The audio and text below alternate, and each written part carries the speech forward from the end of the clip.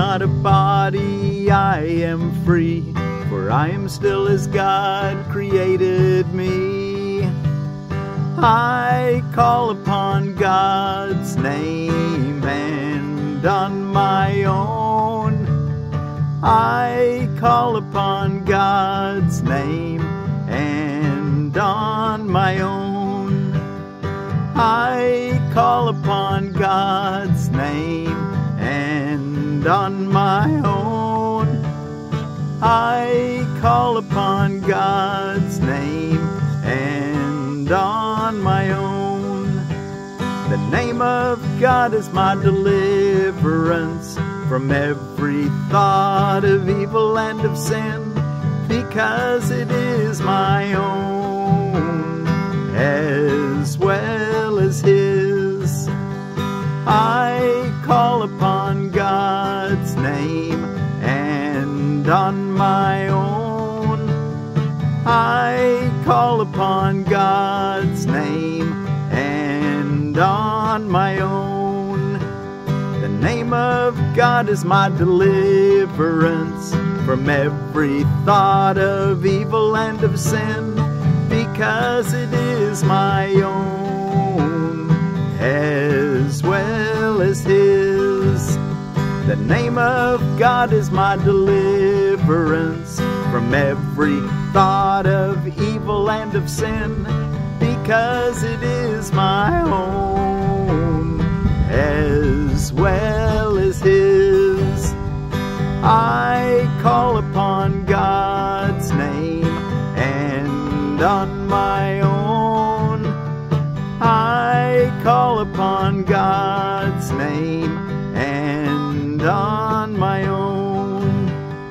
I am not a body, I am free, for I am still as God created me. I call upon God's name, and on my own. Why is that? Because we're one. We got to find that part of ourselves that's one with God.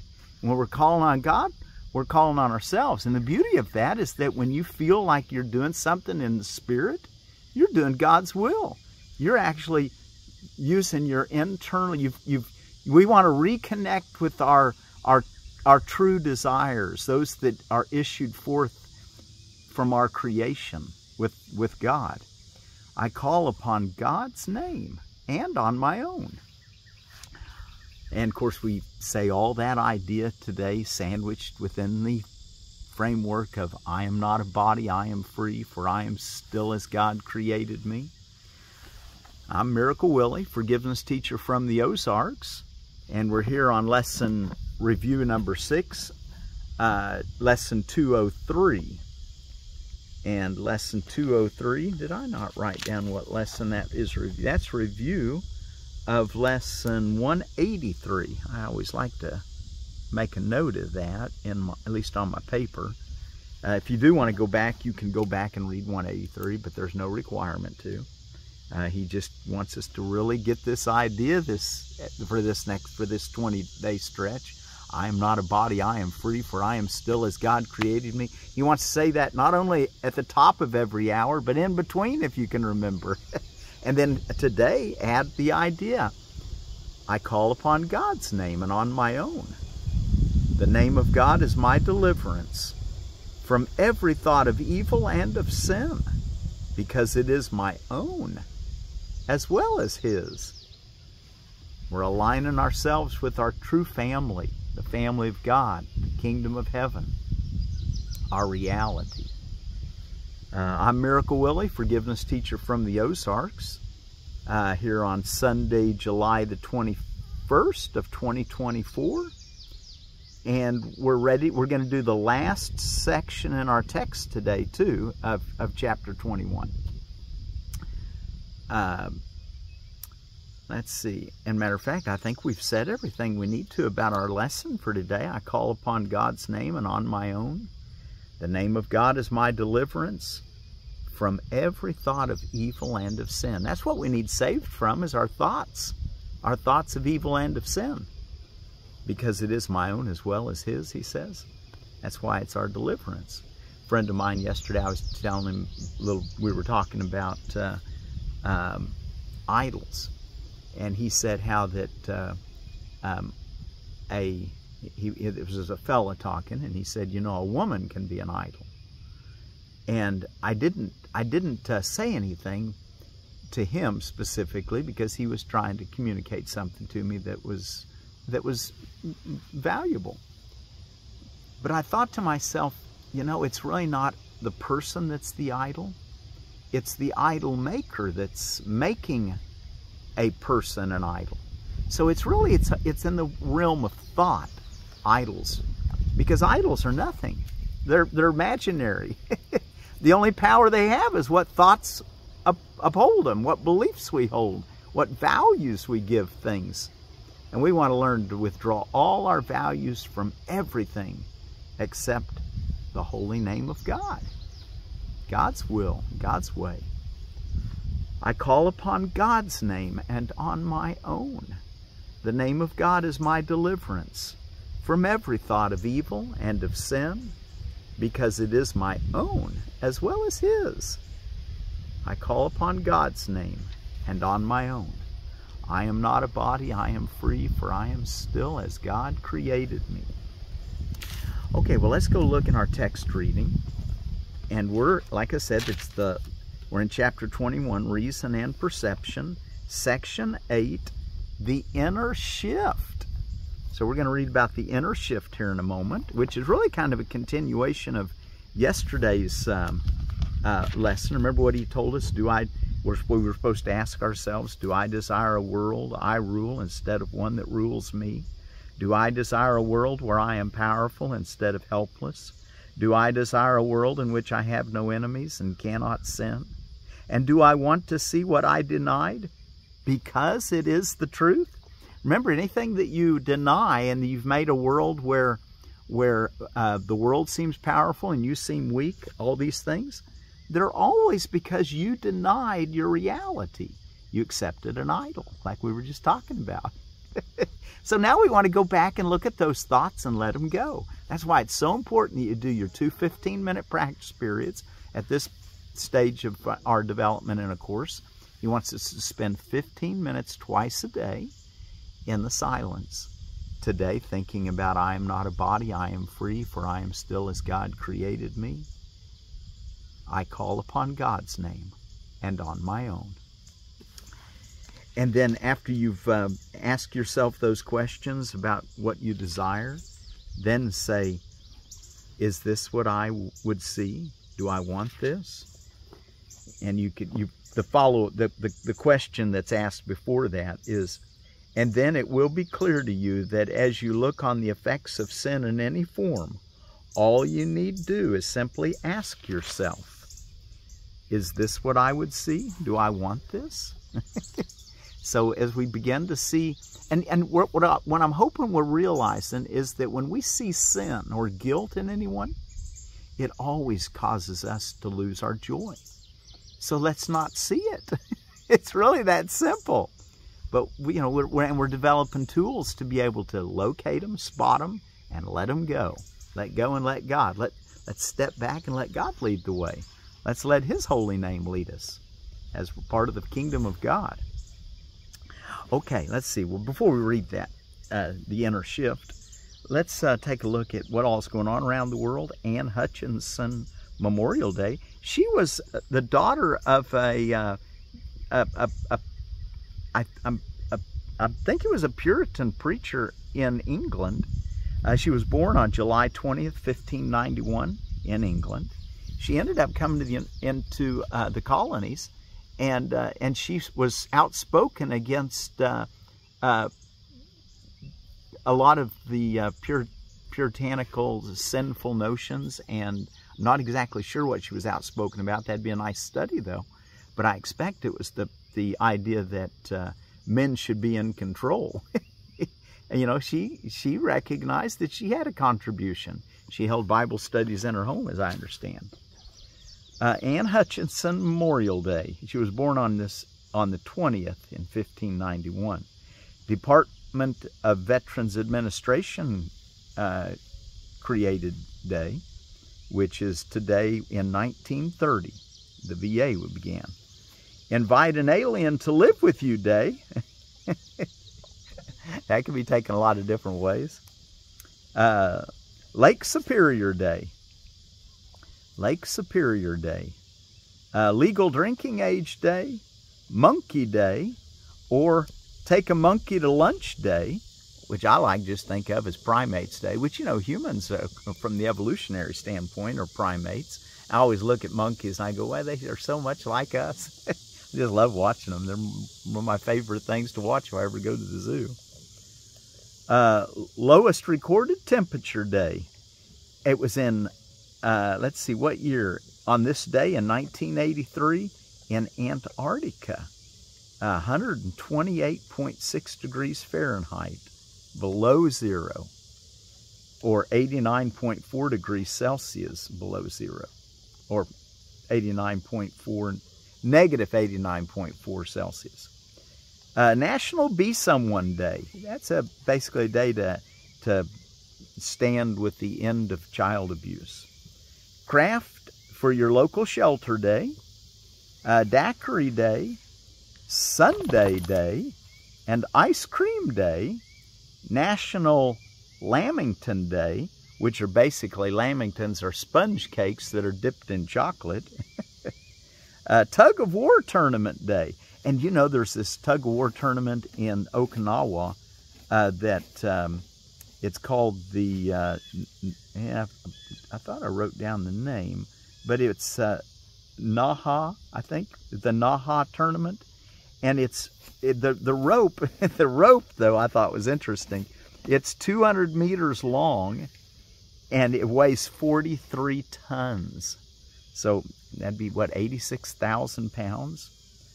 And yeah, Naha's great tug of war competition. 1,500 competitors. Made out of rice straw, that rope. I thought that was some interesting. They broke the world record at that Okinawan one in 1995. And then No Pet Store Puppies Day, and that's basically a holiday about awareness of cruelty at puppy mills. And then in edible landscaping, we've got and I think that'd be Arbequina olive. The Arbequina olive, it says of it that it's a Olive Europa. Arbequina olive is a self-pollinating compact variety ripening black. It is an early ripening Spanish variety, makes quality olives and oil, will fruit in a pot, and is very decorative. So that might be a nice one just to grow in a pot, huh? You can bring it in here in Zone 6, because it says it only does well in Zones 8 through 10. Olives do not perform consistently in the southern U.S., probably due to the high humidity. However, reports from Savannah, Georgia, and Charleston, South Carolina, and other areas of Zone 8 for Arbequina or Arbequina are positive. So maybe they will do better, but you can grow it in a pot, it says.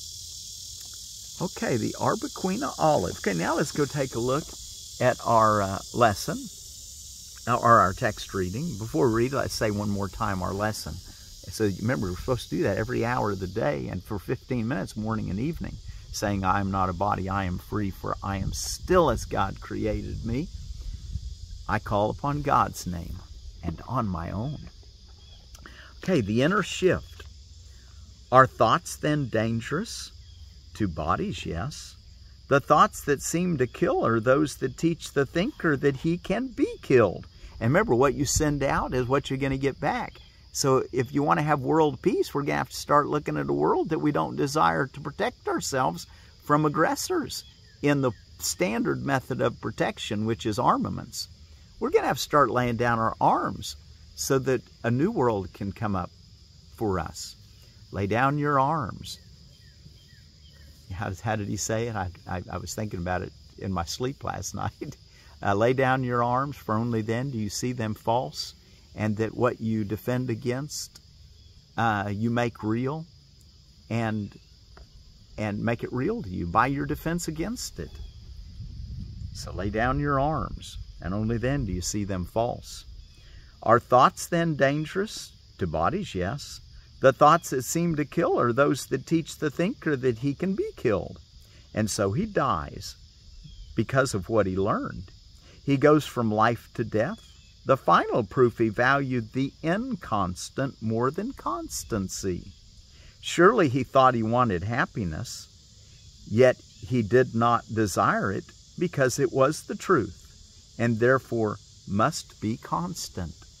So we're learning that, and that lesson yesterday really hinged on this idea. And he's going to develop this importance of being steadfast in constant peace, constant joy. That's when we truly made our decision for heaven, when we don't vacillate back and forth anymore. But any gains are gains that are worthwhile. So if you can't be constant yet, or you haven't found that you have been up till now, well, remember there's a part of you that's definitely constant. And as you keep doing your lessons, you're going to get in touch with that part of you that can say, I call upon God's name and on my own, that part of you that is one with God.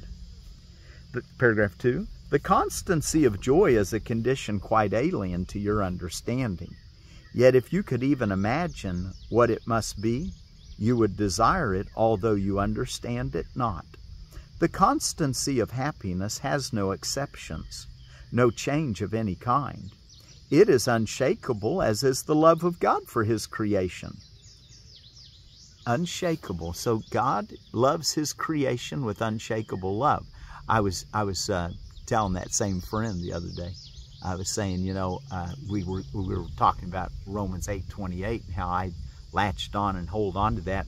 I always, for many, many years before I even got to A Course in Miracles, I would hold on to that idea that the whole verse says, Romans 8:28 says, all things work together for good to those who love God and are called according to His purpose. But what we're learning from A Course in Miracles is that all things work together for good, period. What I came to see even before I got to the Course in Miracles, that all things do work together for good. It's just that the only ones that realize it are the ones that are putting out the effort of loving God and being called to His purpose, which is, I call upon God's name and on my own. When you've received His love, and now you're sending it. So, but the truth is that everything that happens to everyone is good, and there's a way to see it all as good. No matter how tragic it might seem, from the soul's perspective, it's a good experience, and you can have faith in that. That's what I was trying to share with my friend.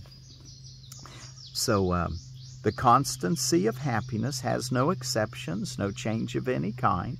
It is unshakable, as is the love of God for His creation. And one more thing I want to say about that is that when you say that all things work together for good to those, and then you add that clause, and the ego interprets that fairly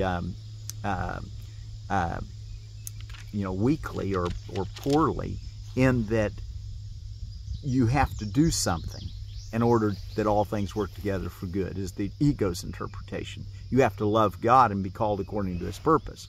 But that's the ego's interpretation. God has changeless love. It's love without conditions. So, if you want to reduce God to the way that so many humans think, that I love you because you love me, I love you because you do this and that. But that's conditional love, and that's really not love at all. It's manipulation. So just keep in mind that all things work together for good. The constancy of happiness has no exceptions, no change of any kind. It is unshakable, as is the love of God for His creation. Sure in its vision, as its Creator is in what He knows. Happiness looks on everything and sees it is the same. It sees not the ephemeral, the changeable. It sees not the ephemeral, for it desires everything to be like itself and sees it so. Nothing has power to confound its constancy, because its own desire cannot be shaken. It desires wholeness. It desires to be led by the Holy Spirit. It desires to see love in everything. It desires to see beauty. It comes as surely unto those who see the final question as necessary to the rest, as peace must come to those who choose to heal and not to judge. Reason will tell you that you cannot ask for happiness inconstantly. For if what you desire you receive, and happiness is constant, then you need ask for it but once to have it always. And if you do not have it always, being what it is, you did not ask for it. For no one fails to ask for his desire of something he believes holds out some promise of the power of giving it. He may be wrong in what he asks, where and of what, yet he will ask because desire is a request, an asking for, and made by one whom God himself will never fail to answer. So your desires are all prayers. Again on that sentence, yet he asks because he desires, yet he will ask because desire is a request, an asking for, and made by one whom God himself will never fail to answer. Isn't that nice? No, God will never fail to answer us. God has already given all that he really wants, yet what he is uncertain of, God cannot give, for he does not desire it while he remains uncertain. And God's giving must be incomplete unless it is received. God's giving must be incomplete. So God can give something to you, but until you receive it, it's left incomplete, even though he's given it. You who complete God's will and are his happiness, whose will is powerful as his, a power that is not lost in your illusions, think carefully why you have not yet decided how you would answer the final question. Remember the final question? We'll sing it again here in just a minute. Your answer to the others has made it possible to help you be already partly sane. And yet it is the final one that really asks if you are willing to be wholly sane. What is the holy instant? So let's be wholly sane is what we want to aim for. In the last paragraph, what is the holy instant but God's appeal to you to recognize what he has given you? Here is the great appeal to reason, the awareness of what is always there to see, the happiness that could be always yours. Here is the constant peace you could experience forever. Here is what denial has denied, revealed to you. For here the final question is already answered, and what you ask for, given. Here is the future, now, for time is powerless because of your desire for what will never change. Do you really desire what will never change? For you have asked that nothing stand between the holiness of your relationship and your awareness of its holiness. Wow, let's just keep praying that prayer that Jesus gave us 2,000 years ago. Thy kingdom come, thy will be done on earth as it is in heaven. Let's desire that holy. Okay, I said we were going to sing that little bit we sang yesterday, so let me bring that up here just for a moment. And let's see if we can do that, and then we'll go back to our lesson once again. Do I desire a world I rule instead of one which rules me? Do I desire a world where I am powerful instead of helpless? Do I desire a world in which I have no enemies and cannot sin? And do I want to see what I denied because it is the truth? As you look on the effect of sin, ask yourself, is this what I would see? Do I want this? And we took all this from our lesson 190 last year. And it said, I choose the joy of God instead of pain. Do I desire a world I rule instead of one which rules me? Do I desire a world where I am powerful instead of helpless? Do I desire a world in which I have no enemies and cannot sin? And do I want to see what I denied because it is the truth? As you look on the effect of sin, ask yourself, is this what I would see? Do I want this? Do I want this? Do I want this? As you look on the effect of sin, ask yourself, is this what I would see? Do I want this? I choose the joy of God instead of pain.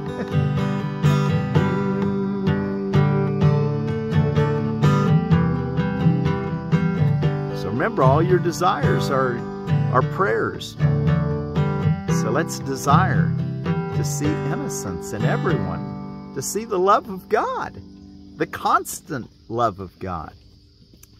Okay, and let's go take a look at our lesson again. Be sure to do your 2 longer mind-searching periods of 15 minutes twice today, morning and evening, as soon as you can after you wake up. Don't get on your phone first thing if at all possible. Take time to extend that state that you've been in while you're sleeping into the waking state. Okay, let's see. And how does our song go? I call upon God's name and on my own. Be sure to think about it at the top of every hour and take a little moment to give God thanks and reflect on what you really truly desire. Be watching your desires. Those are prayers. I am not a body, I am free, for I am still as God created me. I call upon God's name, and on my own, I call upon God's name, and on my own. The name of God is my deliverance from every thought of evil and of sin, because it is my own as well as His. I call upon God's name, and on my own, I call upon God's name, and on my own. I am not a body, I am free, for I am still as God created me. And our word from peace is out of the Bobo language of Burkina Faso. I think I pronounced that wrong yesterday, but Burkina Faso, another tribe, the Bobo tribe, and it's Makonakon. I think that's, I'm not sure if I'm pronouncing it properly, but Makonakon. That's Makonakon. I am not a body, I am free, for I am still as God created me. I call upon God's name and on my own. The name of God is my deliverance from every thought of evil and of sin, because it is my own as well as His. I call upon God's name and on my own. I am not a body, I am free, for I am still as God created me. Makonakon.